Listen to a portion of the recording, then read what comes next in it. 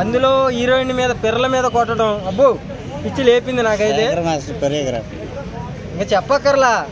ఎందుకంటే బాలయ్య బాబు గారు దాంట్లో నాకు కొత్తగా కనపడింది ఏంటంటే, ముందు బాలయ్య బాబా కాదా అని చూసా ఫస్ట్ ఆఫ్ ఆల్ జూమ్ చేసి.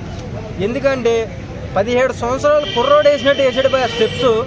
వాయమ్మ దీనమ్మ ఏం తిప్పుతున్నాడు, ఏం కథ, ఏం తింటాడు కానీ తెలియదు. కానీ బాలయ్య బాబు గారు జై బాలయ్య బాబయ్యక నిజంగా. అంటే ఈ సాంగ్ రెండోసారి ఐటమ్ సాంగ్ చేయడం ఏమి, రెండోసారి కూడా చేసినా సరే ఆమె పెట్టుకున్నారు అంటే పిర్రల మీద కొట్టించుకుంది హైలైట్ అది. నేను .1 ఇంకా అదొకటే మాట్లాడతా. బాలయ్య బాబు గారు పిర్రల మీద కొట్టే విధానం నాకు వాళ్ళ నాన్న గుర్తొచ్చాడు. అప్పుల్లో వాళ్ళ నాన్న కొట్టాడు పిర్రల మీద, ఇప్పుల్లో బాలయ్య బాబు గారు కొట్టారు. నిజంగా హైలైట్.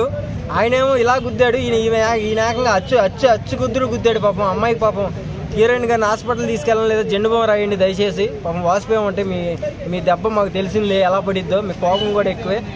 ఏమో మరి కథ. ఏమో హీరోయిన్ గారు ఎలా ఉన్నాయి, ఏమైనా వాసినియా ఏం కథ కొంచెం కామెంట్ చేయండి మీరు.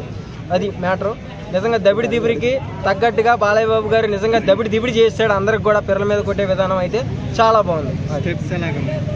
ఏమంటే 17 సంవత్సరాలు కుర్రోడు వేసినట్టు స్టెప్స్ ఉన్నాయి బాబు దేవుడా అంటే మళ్ళీ తిప్పికొచ్చిన ఏందండి. ఓకే బ్రో, ఇంతకు ముందు బాలయ్య అంటే డైలాగులు అంతా అంటారు, కానీ గత కొన్ని సినిమాలు చూస్తే డ్యాన్స్ కూడా బాగా వేస్తున్నాడు. ఎలా ఉంది అసలు? ఒక్కని దింగాడు డ్యాన్స్ దీంట్లో.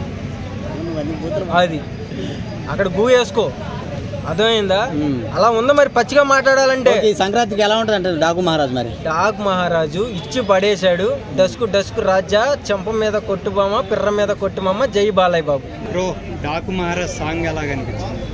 ఊర్వశి గారు బాబీ గారు కాంబినేషన్ వాల్టర్ వీరయ్యతో హిట్ అయిందండి, సూపర్ డూపర్ హిట్ అయింది కదా. ఇప్పుడు అలాగే ఇక్కడ కూడా మన కంపల్సరీగా తమన్ గారి వాయిస్లోనే వచ్చింది సాంగ్. బాలకృష్ణ గారు అంటే ఆయనకి ఎంత అభిమానం అంటే స్వయంగా ఆయన పాడటం జరిగింది.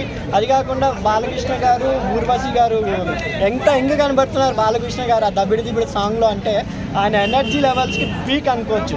ఎనర్జీ లెవెల్స్ ఎక్కడికో దాటిపోయినాయి బాలకృష్ణ గారిని. ఎందుకంటే అన్స్టాపబుల్లో అంత ఎనర్జీగా యాంకరింగ్ చేస్తూ సినిమాల్లో డ్యాన్స్ కూడా చేస్తున్నారంటే సూపర్ అనిపించింది. శేఖర్ మాస్టర్ కొరియోగ్రాఫర్ ఆయన అల్లు అర్జున్ గారు, ఎన్టీఆర్ గారు, మన రామ్ చరణ్ గారికి కొరియోగ్రాఫ్ చేశారు. అంటే వాళ్ళందరికీ నడుములు ఇరుగొట్టేలా డ్యాన్స్ అనిపించింది. అలా బాలకృష్ణ గారు కూడా ఇలా వంగి ఆయన ఊర్వశితో డ్యాన్స్ చేస్తుంటే సూపర్గా అనిపించింది. అండ్ వాగ్దేవి అండ్ కొత్త సింగర్ చాలా బాగా పాడిందండి. నిజంగా ఈ సాంగ్కి కూడా థియేటర్లో బాలకృష్ణ ఫ్యాన్స్కి ట్రీట్. జై బాలయ్య సాంగ్ని కూడా మించి ఇది వెళ్తుందని నా అభిప్రాయం. జై బాలయ్య. ఓకే, ఈ సినిమా ఎలా ఉంది అసలు? డాకు మహారాజ్ అంటే సంక్రాంతి కంపల్సరీ ఎక్కడో కొంచెం ప్రమోషన్స్లో వీక్ అయింది ఈ సినిమా అని అనుకునే టైంలో నిజంగా ఈ సాంగ్ రిలీజ్ చేశారు బాబీ గారు.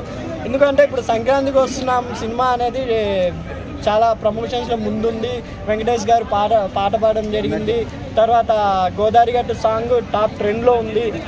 అవన్నీ బట్టి డాకు మహారాజు కొంచెం ఎక్కడో ప్రమోషన్స్లో వీక్ ఉన్నారు అనే టైంలో. ఎందుకంటే బాలకృష్ణ గారు ఆయన సినిమాలు వస్తున్నా కూడా రామ్ చరణ్ గారిని కూడా ఎంకరేజ్ చేస్తున్నారు, ఇంటర్వ్యూకి పిలిచారు, వెంకటేష్ గారిని కూడా ఇంటర్వ్యూ పిలిచారు. కాబట్టి ఆయన మంచి హృదయంతో డాకు మహారాజు కూడా సూపర్ డూపర్ హిట్ అవుతుందని నా అభిప్రాయం. అంటే బాబీ గారికి మళ్ళీ సంక్రాంతికి ఇంకో హిట్ పడబోతుందని నా అభిప్రాయం. ఎందుకంటే వాల్టర్ వీరతో అద్దరు కొట్టేసినారు బాస్తో, ఇప్పుడు బాలకృష్ణ గారితో కూడా చేస్తున్నారు కాబట్టి సూపర్గా ఉంటుందని నా అభిప్రాయం. ఓకే అండి.